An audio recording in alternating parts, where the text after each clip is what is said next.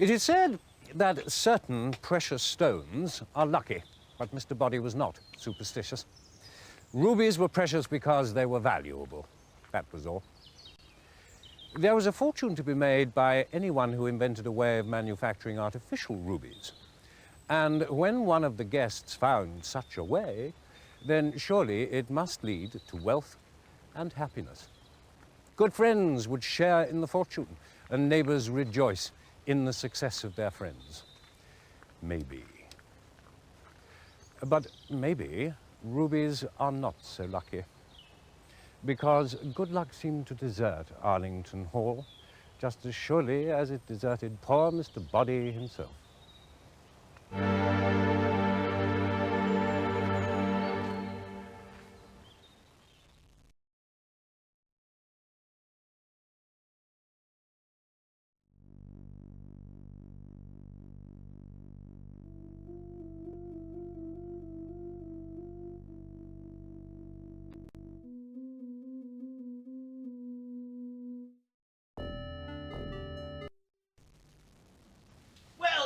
Well, what have we here? The old shackle on the feet. You ever tried this one, Green? Look, Boddy, you promised me 10% of the sales of those rubies. You can't back out of it now. 10%? I don't recall any 10%. Don't treat me like one of your yokels, Boddy. Without me, you never would have patented that formula. And who found a solicitor that was even more crooked than the patent? If it hadn't been for me, even Plum would have seen what was going on, and he'd own the patent now, not you. So, don't get too clever with me, eh? And what would you do if I did get clever, eh, Mr. Green? Go to the police, who would surely lock you up, or go to Plum, who would then call the police. Or perhaps you might consider a more extreme solution. You won't double-cross me, Boddy. You wait and see.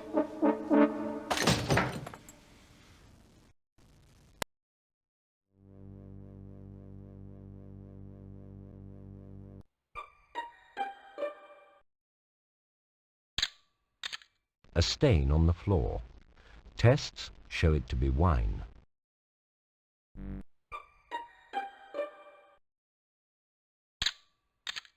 There is nothing of interest here.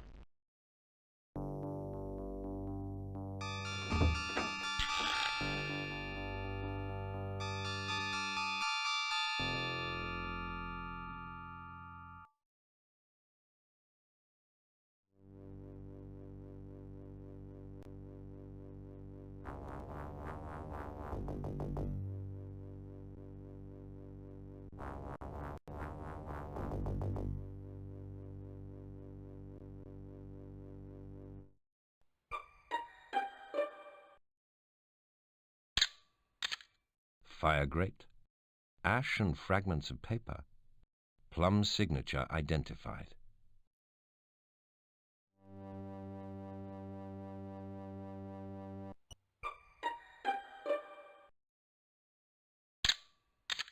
Wrench concealed in vase. Tests show traces of Mr. Boddy's hair on wrench. Fingerprints, Mr. Boddy, Mrs. White, Mrs. Peacock, and Professor Plum.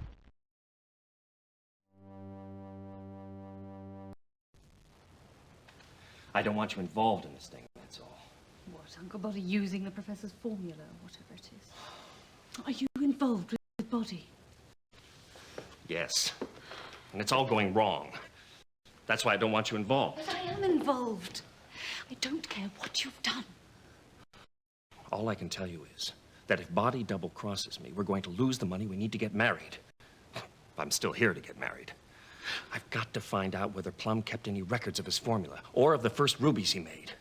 I can't trust Boddy if anything goes wrong and Plum gets the police involved. Just tell me what to do. Nobody is going to harm you. If Plum gets to those rubies first, then there's only one way left to stop Boddy from taking me down with him.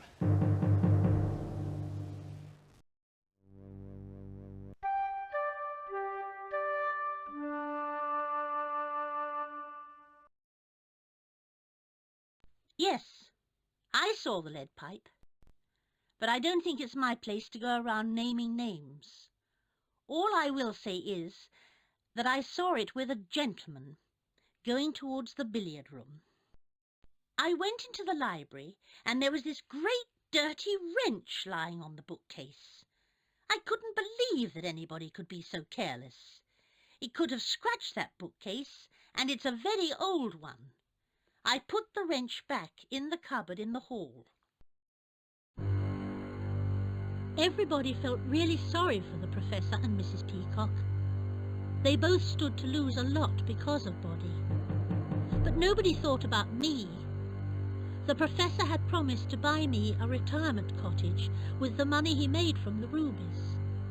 And that would never happen if Boddy had his way. I had just about reached the end of my tether with the Professor. He came into my kitchen after dinner when I was cleaning up. I'm afraid I got a bit cross with him and he left. I had a quick check round to make sure that everything was spick and span. Then I went down to the conservatory. Mrs. Peacock and the Colonel were there, and they asked me to join them. We stayed there until we were told about Boddy.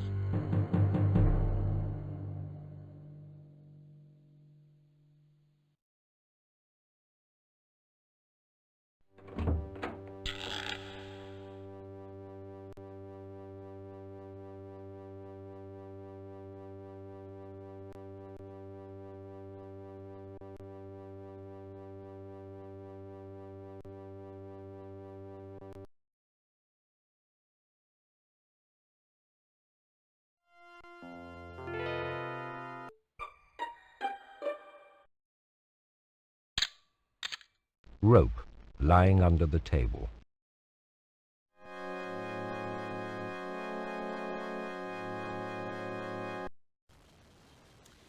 Come on, Professor. It's no use standing there feeling sorry for yourself. I can't believe he trampled all over me like that. Well, what are you going to do about it? But you know, that man still had the letter with the details of my formula. He had the nerve to wave it in front of my face. Well, why don't you get it back? That way you could prove that the formula was yours. He's got it locked away in the study. Oh, come on, Professor. What are you, a man or a mouse? Well, what am I going to do? I don't care what you do. Brain him if he won't listen. And if you don't, I probably will.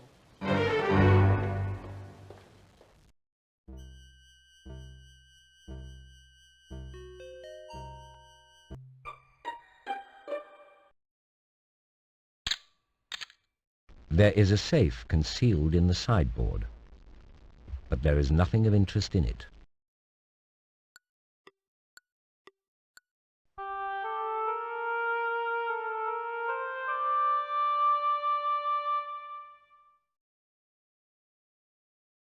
Boddy once showed me the candlesticks in the dining room. He was rather proud of them. I'm afraid they made little impact on me. No, I can't remember seeing them on this occasion. I'm sorry. I'm sorry, I can't help you. I haven't seen anything resembling a lead pipe in this house. No, I have not seen a rope. Had I seen one, no doubt I would have been tempted to use it. One or two candidates immediately spring to mind. Yes, I saw it. Boddy had what you describe as the wrench. He was trying to free the lock on the cupboard in the library with it. I was with him at the time, and I did handle it briefly. Oh, I don't know what happened to it after that. If Boddy hadn't stolen Plum's formula for synthetic rubies, he would probably still be alive today. But it wasn't just the Professor who hated him for what he'd done. Releasing the synthetic rubies would have ruined my family's jewelry business, but Boddy wouldn't listen to reason. The Professor had promised me the formula so that he could sit back and reap the rewards, and our business would have been secure. Boddy and Plum had a dreadful row about it in the study. I don't know exactly what happened, but there was a shout and a loud crash. When I went in, everything had gone very quiet indeed. I think the Professor had surprised even himself.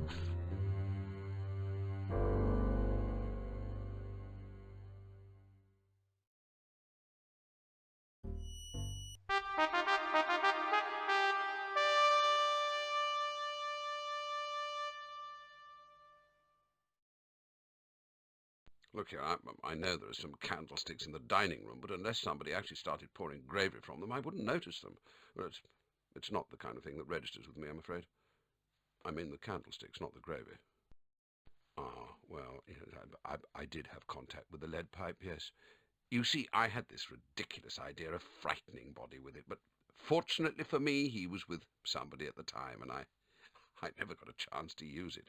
I got it from the hall cupboard. I saw it there earlier. In the end, I never did anything with it. I stuffed it in the cupboard in the billiard room. It's all rather embarrassing, really, but there you are. Rope! What on earth would I want with a rope? Well, I've no idea if Boddy keeps rope in the house. Well, I've certainly not seen any. What an extraordinary idea. No, I haven't seen one at all. Sorry. Boddy was always a peculiar chap. Had a very strange sense of humour, but I dread to think what he could possibly find amusing about burning a piece of paper.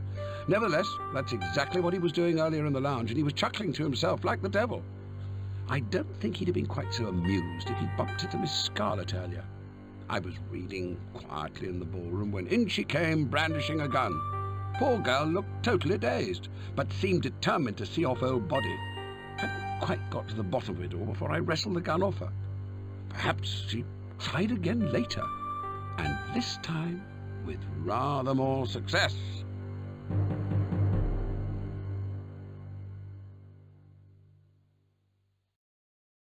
Boddy's revolver. Yes, I took it from Miss Scarlet earlier today.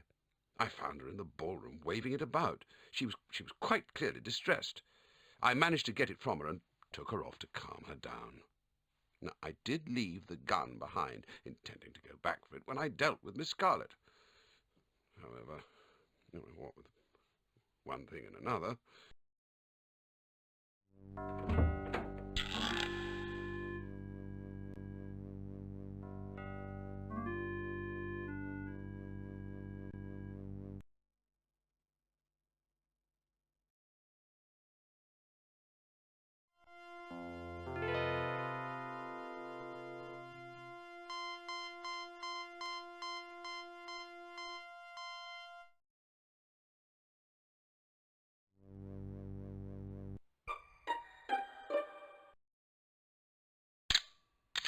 Two candlesticks, one clean with no fingerprints, the other with fingerprints of Professor Plum.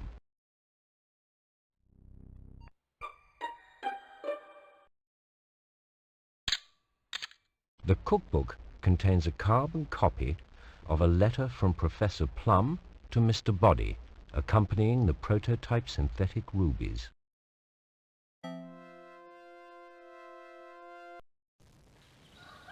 I don't suppose old Plum would have ever gone ahead with this ruby business if he'd known the trouble it was going to cause.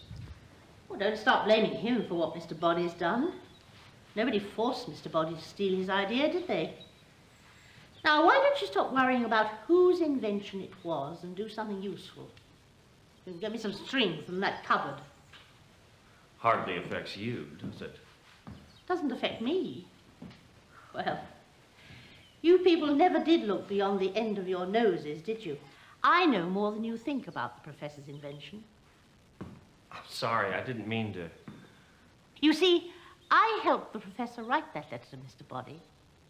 I typed it for him. The letter with the formula in it.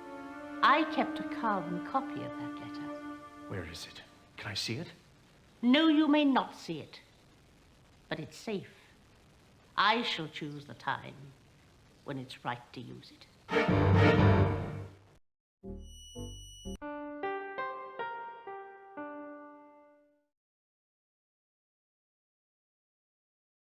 Yes, I saw the gun in the ballroom. In fact, I handled it. The thought did cross my mind that I could use it, but I don't have the stomach for that kind of thing. In the end, I left it there. There were two expensive-looking candlesticks in the dining room, but beyond seeing them there, I can't remember anything about them. I'd better tell you that Boddy more or less threatened me with a lead pipe in the hall. He made some remark about me wanting to kill him with it, presented it to me. I threw it back in the cupboard. Somehow, I don't think that Boddy was joking. I was about to say no, but I've just remembered. Mrs. White asked me to get some string from her cupboard when I was in the kitchen. But of course I got it wrong. I took it into the dining room and gave it to her, but she wanted string, not rope. Look, with respect, I'm hardly a mechanic. I haven't seen a wrench, and I've had far too much in my mind to notice something like that. I had done a deal with Boddy. He'd agreed to give me 10% of everything he made on the synthetic rubies. But then he denied all knowledge of our agreement. He more or less threatened that I would end up going to jail if I wasn't careful. But I'm not the one with most to lose, you know. Boddy was going to make a fortune, and all at Plum's expense. It was Plum's idea, and he would have been a very rich man if Boddy hadn't played such a dirty trick on him.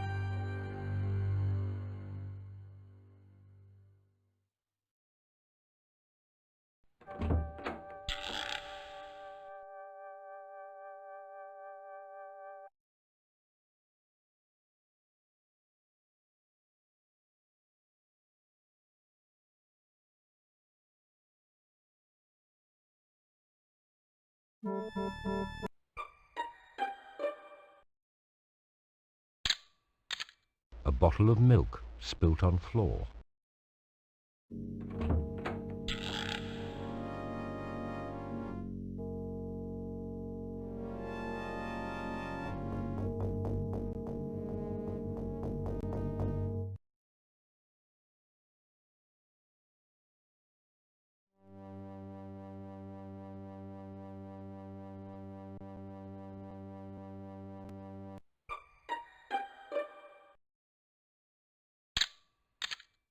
Gun recently fired.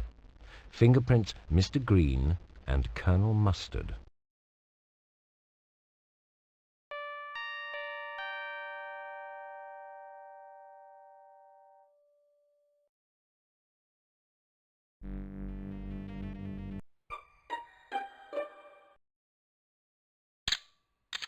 A single bullet hole.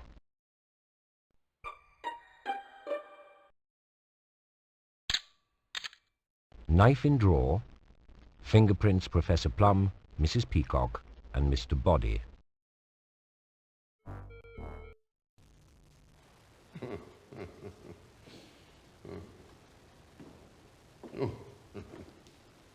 Yeah. Oh. What on earth are you doing wandering around with that? That's Boddy's gun, isn't it? Yes, I took it from the study. Oh, well, guns don't solve problems. Believe me, I should know. I was desperate. I had to do something. If Uncle Boddy had released some of my trust money, we wouldn't be in all this trouble now. You and Mr. Green? Jonathan said he could go to jail if Uncle Boddy went ahead with marketing his rubies. And Professor Plum kicked up a row with the police. He couldn't survive in jail, Colonel. I just know he couldn't. No. You may be right, my dear, but this is no way to do things. Boddy is a very dangerous man. Now. No!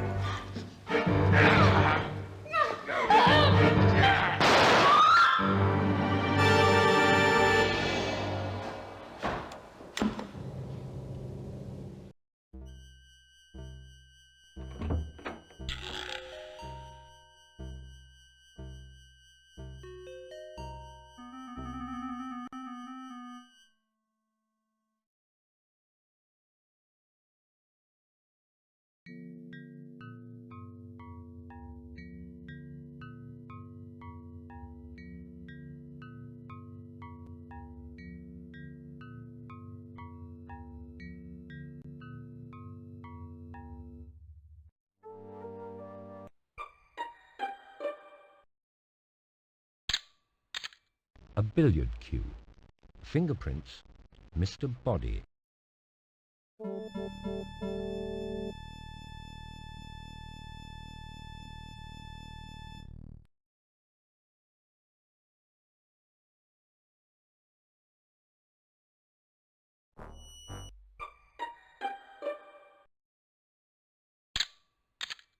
Prototype rubies.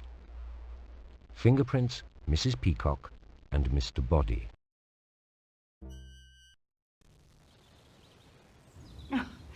You simply don't understand, my dear. Oh, yes, I do. I see you all moping around, wrapped up in your own problems. And not one single one of you ever thinks what's going to happen to me. Well, I helped Professor Plum with the formula, and he said that he would buy me a cottage so that I could get away from Mr. Boddy. I have always hated that man. And now it looks as though I'm going to be with him for good. Unless I can prove that Professor Plum invented the formula for the rubies, which I can. Because I know where Mr. Boddy put the rubies when Professor Plum gave them to him.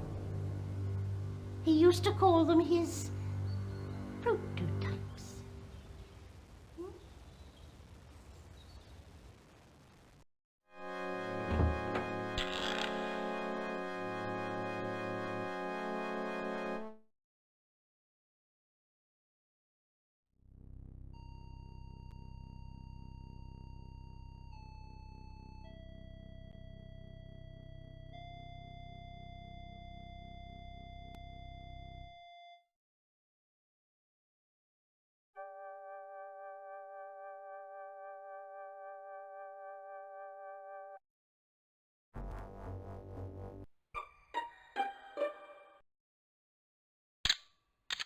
Lead pipe in drawer.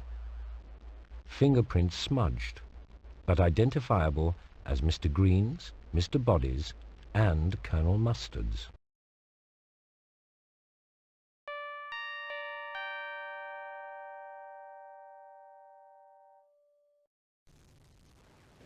Remember what I said, Green? I just want to make sure that Mrs. Peacock comes out of this in one piece. If she goes broke because of something Boddy does, I'm sorry, I can't help. On the contrary, my dear chap. I believe that you can help. Didn't you help Mr. Boddy find Reynolds, his solicitor? And I know that Reynolds is a crook. What's that got to do with me? I'll tell you exactly what it's got to do with you. You are mixed up with Boddy in this patent business, aren't you? Are you threatening me, Colonel? No, my dear chap. I just wanted to make absolutely certain that we understood each other. It is rather complex, isn't it?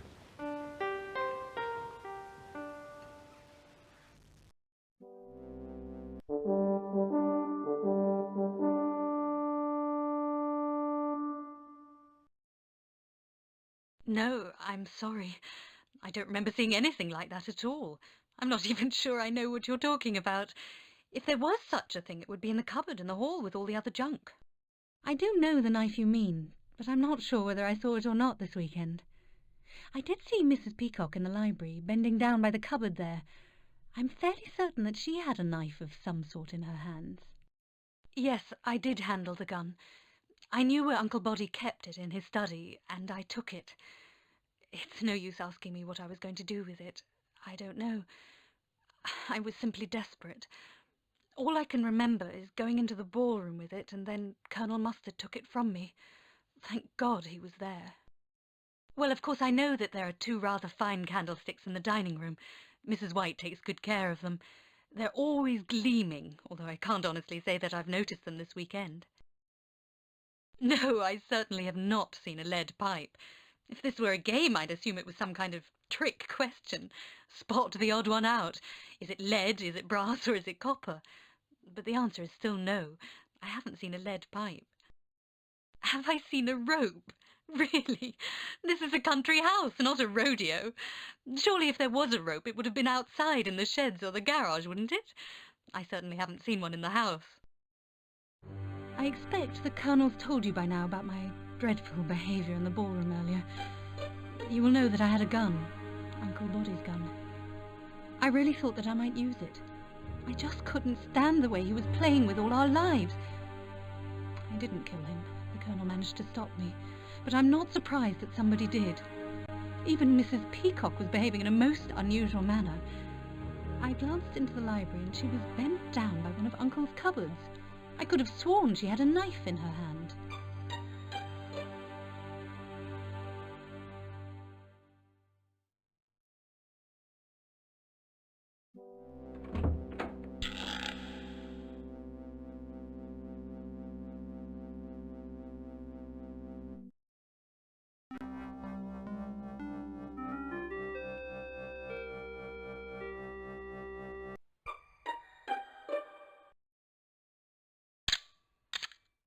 The fireplace contains no evidence.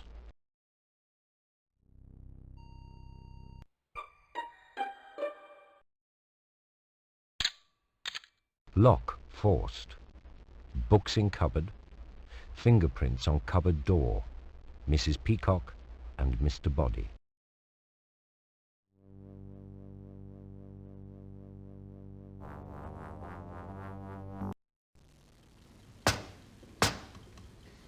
If you intend to go ahead with this, you will destroy my family's jewelry business.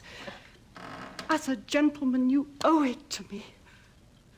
Oh, don't beg. It doesn't suit you. Ah, I knew I had Plum's rubies somewhere. Rather good, aren't they? You rat, Boddy. You told me the professor's formula was worthless, and all the time you've been working on it for yourself. If you don't give me these 2 weeks, you'll destroy us. And I'm not about to let that happen, I can assure you. Bravely said. That's the spirit I like to hear. Will you hold back? No. If I were a man, I would kill you now.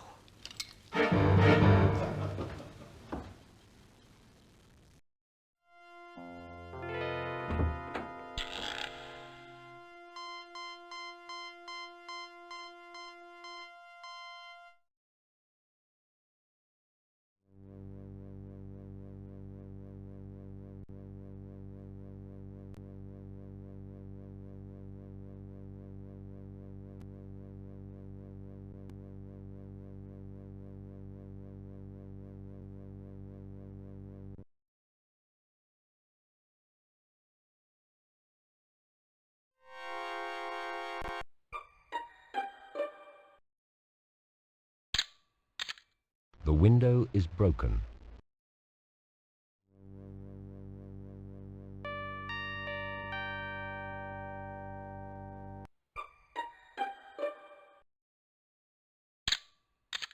A drawer forced. Inside, a damaged presentation box containing prototype rubies. Fingerprints, Professor Plum.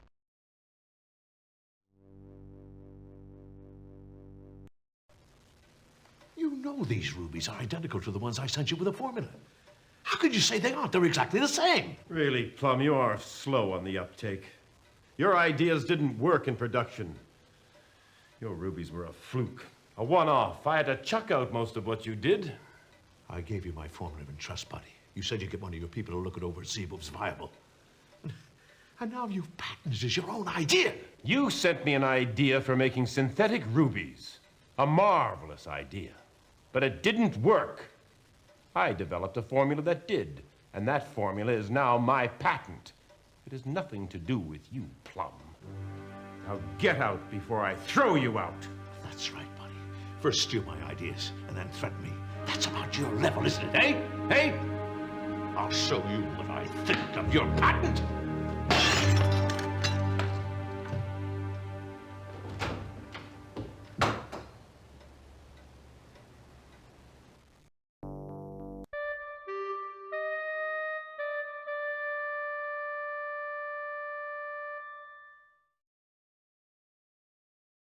A wrench? No, I cannot recall seeing anything like that in the house. You do mean a wrench, an adjustable wrench? Although I suppose it makes little difference if you're hit over the head with it. I'm rather ashamed to admit it, but yes, I did see the knife. I was rather desperate to get my letter back from Boddy's desk, So I went into the study and used a knife to open the drawer where he kept it. The letter had gone. No sign of it. I still had the knife when I went into the lounge, so I just left it there. Yes, Mrs. White dragooned me into carrying one of them from the dining room to the kitchen. She was in the middle of spring cleaning, I think. I took it into the kitchen. That's all I can remember about it. No, I have no recollection of seeing a gun this weekend.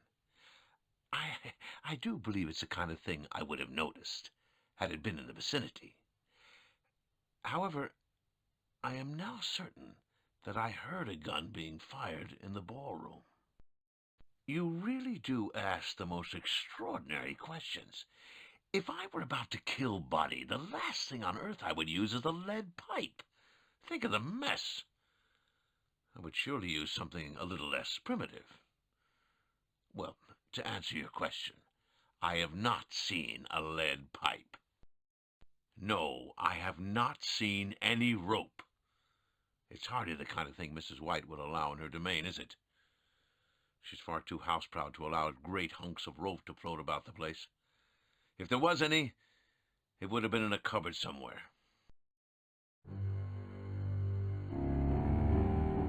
I committed an act of violence this weekend which is totally out of character. You see, Boddy had been goading me, saying that my formula for rubies didn't work, and his did. At that point, I lost my temper, picked up his precious rubies, and hurled them through the window. I know that everybody thought I should do more to get back what was rightfully mine. In fact, Mrs. White even gave me a weapon, a big silver candlestick, and suggested that I should take care of Boddy. But I'm a thinking man, not a violent one, and I could never do anything like that.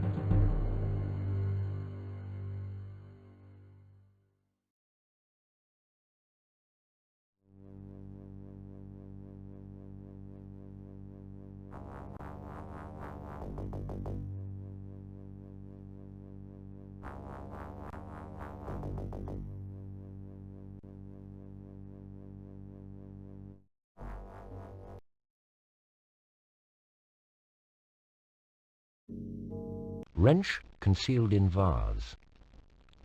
Tests showed traces of Mr. Boddy's hair on wrench. Fingerprints, Mr. Boddy, Mrs. White, Mrs. Peacock, and Professor Plum.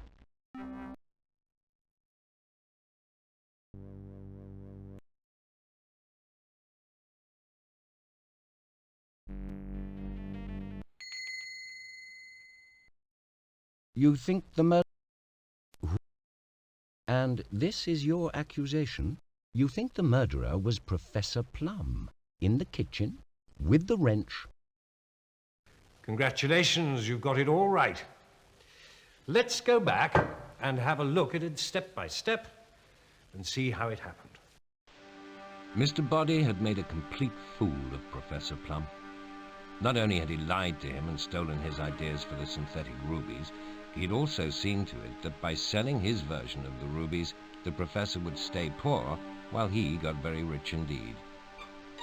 Professor Plum had tried to reason with Mr. Boddy, but to no avail. Professor Plum was hardly a violent man. He almost passed out when he threw the rubies through the study window, but he knew that he would have to act. Mr. Boddy was creating havoc in everyone's life.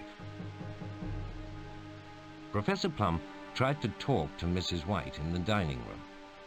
She could have told him about the copy of the letter she was hiding, but she was getting tired of the professor feeling sorry for himself. So Plum wandered off into the hall. That's when he saw Boddy, and it was enough to turn the good professor violent. He looked for a weapon, but there was nothing to hand. Opening the hall cupboard, he saw what he wanted, a good, heavy wrench. By then, Mr. Boddy was on his way into the kitchen, no doubt looking for Mrs. White. Mr. Boddy was standing by the kitchen table when the professor crept up behind him. As he fell, Mr. Boddy knocked a bottle of milk to the floor, but the professor wasn't worried about spilt milk. He hurried into the lounge and managed to hide the wrench in a large vase. but he didn't remember to clean off his fingerprints.